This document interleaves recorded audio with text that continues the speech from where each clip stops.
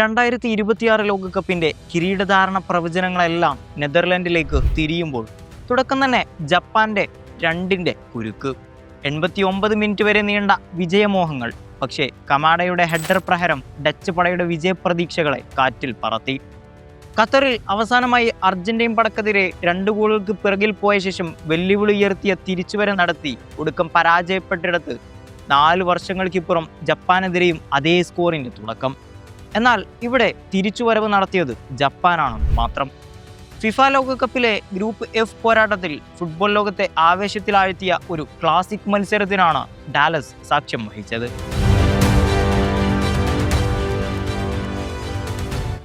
കരുത്തരായ നെതർലൻഡ്സിനെതിരെ കടുത്ത പോരാട്ട വീര്യത്തിലൂടെ ജപ്പാൻ 2-2 എന്ന സ്കോറിന് സമനിലയിൽ തളച്ചു. അവസാന നിമിഷം വരെ പ്രവചനാതീതമായി മുന്നേറിയ മത്സരത്തിൽ ഇരു ടീമുകളും തങ്ങളുടെ സർവ്വശക്തിയും പുറത്തെടുത്താണ് പോരാടിയത്. പന്തടക്കത്തിലും ആക്രമണത്തിലും ഡച്ച് പട മുന്നിട്ട് നിന്നെങ്കിലും കൗണ്ടർ അറ്റാക്കുകളിലൂടെ കളി തിരിച്ചുപിടിക്കാനുള്ള ജപ്പാന്റെ തന്ത്രങ്ങളാണ് മത്സരത്തെ ആവേശകരമായ സമനിലയിൽ എത്തിച്ചത്. മത്സരത്തിന്റെ ആദ്യ പകുതിയിൽ ഏഷ്യൻ കരുത്തരായ ജപ്പാനാണ് മൈതാനത്ത് ആധിപത്യം പുലർത്തിയത്. കൃത്യമായ പാസിംഗും വേഗതയേറിയ നീക്കങ്ങളുമായി അവർ ഡച്ച് പ്രതിരോധത്തെ പരീക്ഷിച്ചുകൊണ്ടിരുന്നു. എന്നാൽ കളി പുരോഗമിക്കവേ റൊണാൾഡോ കുമാന്റെ പരിശീലനത്തിലിറങ്ങിയ നെതർലൻഡ്സ് പതുക്കെ തങ്ങളുടെ സ്വാഭാവികമായ താളം കണ്ടെത്താൻ തുടങ്ങി. മധ്യനിരയിൽ കളി നിയന്ത്രിച്ചുകൊണ്ട് കളി മെനഞ്ഞെങ്കിലും ഇരു ടീമുകൾക്കും ആദ്യ പകുതിയിൽ ഗോൾ വലയൊന്നും കുലുക്കാൻ സാധിച്ചില്ല. പരസ്പരം തന്ത്രങ്ങൾ വിതറിയുള്ള പോരാട്ടത്തിനൊടുവിൽ ആദ്യ പകുതി ഗോൾരഹിതമായി അവസാനിക്കുകയായിരുന്നു. രണ്ടാം പകുതി ആരംഭിച്ചതോടെ മത്സരത്തിന്റെ ചൂടും ആവേശവും വർദ്ധിച്ചു തുടങ്ങി.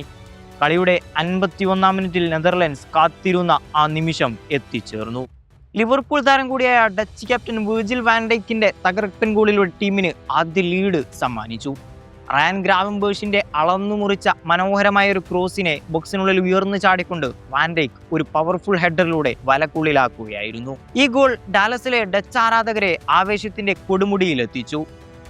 എന്നാൽ ആ ഗോളിന്റെ ആഘോഷങ്ങൾ അടങ്ങും മുമ്പ് തന്നെ ജപ്പാൻ ശക്തമായി തിരിച്ചടിച്ചു. ഡച്ചിന്റെ ലീഡിന് വെറും 7 മിനിറ്റ് ആയുസ് മാത്രമേ ഉണ്ടായിരുന്നുള്ളൂ. 57-ാം മിനിറ്റിൽ കൈഫുസ കുബോ നൽകിയ മികച്ചൊരു പാസ് സ്വീകരിച്ചുകൊണ്ട് കെയ്തോ നക്കാമുറ ജപ്പാന്റെ സമനില ഗോൾ നേടി. ബോക്സിന് തൊട്ടുപുറത്തു നിന്ന് നക്കാമുറ തൊടുത്ത അപ്രതീക്ഷിതവും മനോഹരമായ ഷോട്ട് തടയാൻ നെതർലൻഡ്സ് ഗോൾ കീപ്പർ ബാർട്ട് വെർബ്രുഗന് സാധിച്ചില്ല. മിന്നൽ വേഗത്തിൽ പന്ത് വലയിൽ കയറിയതോടെ സ്കോർ 1-1 എന്ന സമനിലയിലായി. സമനില വഴങ്ങിയതോടെ നെതർലൻഡ്സ് വീണ്ടും ആക്രമണത്തിന്റെ മൂർച്ച കൂട്ടി. ജപ്പാൻ പ്രതിരോധത്തെ സമ്മർദ്ദത്തിലാക്കിക്കൊണ്ട് അവർ തുടരെ മുന്നേറ്റങ്ങൾ നടത്തി.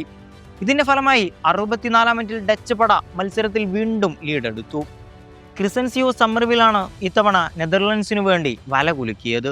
ബോക്സിനുള്ളിലേക്ക് കുതിച്ചു കയറി സമ്മർവിൽ തൊടുത്ത പന്ത് ഗോൾ കീപ്പർക്ക് യാതൊരു അവസരവും നൽകാതെ വലയുടെ കോണിലേക്ക് തുളച്ചു കയറി. ഈ ഗോളിനും വഴിമരുന്നിട്ടത് മധ്യനിരയിലെ എഞ്ചിനായ ഗ്രാവൻബെർഷിന്റെ മികച്ച നീക്കമായിരുന്നു. രണ്ടാമതും ഒരു ഗോളിന് പിന്നിലായതോടെ ജപ്പാൻ തളർന്നില്ല. പകരം തന്ത്രങ്ങൾ മാറ്റി പണിയാനാണ് അവർ ശ്രമിച്ചത്. ജപ്പാൻ പരിശീലകൻ ഹജിമെ മൊരിയാസു ബെഞ്ചിൽ നിന്നും പുതിയ താരങ്ങളെ കളത്തിലിറക്കിക്കൊണ്ട് കളിയിലെ തന്ത്രപരമായ മാറ്റങ്ങൾക്ക് തുടക്കമിട്ടു. ഈ സബ്സ്റ്റിറ്റ്യൂഷനുകൾ ജപ്പാന്റെ ആക്രമണങ്ങൾക്ക് പുതിയ ഊർജവും വേഗതയും നൽകി. ഡച്ച് പ്രതിരോധത്തെ ഭേദിക്കാൻ അവർ നിരന്തരമായി ശ്രമിച്ചുകൊണ്ടിരുന്നു. കളി അവസാന ഘട്ടത്തിലേക്ക് കടന്നതോടെ നെതർലൻഡ്സ് വിജയം ഉറപ്പിച്ച മട്ടിലായിരുന്നു. എന്നാൽ ജപ്പാന്റെ പോരാട്ട വീര്യം അവസാന നിമിഷങ്ങളിൽ ഡച്ച് കോട്ടയെ പിടിച്ചുകുലുക്കി. ഒടുവിൽ നിശ്ചിത സമയം അവസാനിക്കാൻ വെറും 2 മിനിറ്റ് മാത്രം ബാക്കി നിൽക്കെ ജപ്പാന്റെ കഠിനാധ്വാനത്തിന് അർഹിച്ച ഫലം ലഭിച്ചു. 89-ാം മിനിറ്റിൽ അവർ നെതർലൻഡ്സിന്റെ നെഞ്ചകം തകർത്ത് 2ാമത്തെ ഗോളും നേടി. മത്സരത്തിലെ ഏറ്റവും നാടകീയമായ നിമിഷമായിരുന്നു 89-ാം മിനിറ്റിൽ സംഭവിച്ചത്. കൊക്കി ഗോവ നൽകിയ കൃത്യമായ ക്രോസ് സ്വീകരിച്ച ഡൈച്ചി കടെ പവർഫുൾ ഹെഡറിലൂടെ ഡച്ച് പടയെ അനിശ്ചലമാക്കുന്നു.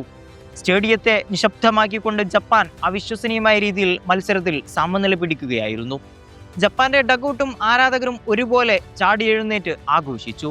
നിശ്ചിത സമയത്തിന് ശേഷം റഫറി 6 മിനിറ്റ് അധിക സമയം അനുവദിച്ചതോടെ മത്സരം വീണ്ടും നാടകീയമായി. ഇരു ടീമുകളും വിജയ ഗോളിനായി തങ്ങളുടെ സർവ്വശക്തിയും സംഭരിച്ച് മുന്നേറി. നെതർലൻഡ്സ് അവസാന നിമിഷങ്ങളിൽ കടുത്ത സമ്മർദ്ദം ചെലുത്തിയെങ്കിലും ജപ്പാന്റെ പ്രതിരോധ നിര കത്തുസൂക്ഷിച്ച അച്ചടക്കം ഗോളുകൾ വഴങ്ങുന്നതിൽ നിന്നും അവരെ രക്ഷിച്ചു. അധിക സമയത്ത് ഇരുഭാഗത്തുനിന്നും മറ്റു ഗോളുകളൊന്നും പിറന്നില്ല. ഒടുവിൽ റഫറിയുടെ അവസാന വിസിൽ മുഴങ്ങിയപ്പോൾ 2-2 എന്ന ആവേശ സമനിലയോടെ ഇരു ടീമുകളും പോയിന്റ് പങ്കിട്ട് പിരിഞ്ഞു. പന്തടക്കത്തിലും ഷോട്ടുകളിലും നെതർലൻഡ്സ് മുന്നിട്ട് നിന്നെങ്കിലും കഠിനമായ പോരാട്ട വീര്യത്തിലൂടെയും കൃത്യമായ സമയത്തെ തന്ത്രപരമായ മാറ്റങ്ങളിലൂടെയും കൗണ്ടർ അറ്റാക്കിലൂടെയും ജപ്പാൻ വിലപ്പെട്ട ഒരു പോയിന്റ് സ്വന്തമാക്കുകയായിരുന്നു. ഈ സമനിലയുടെ ഗ്രൂപ്പ് എഫിലെ പോരാട്ടങ്ങൾ വരും ദിവസങ്ങളിൽ കൂടുതൽ കടുപ്പമേറിയതും പ്രവചനാതീതവുമായി മാറുമെന്ന് ഉറപ്പായി കഴിഞ്ഞു.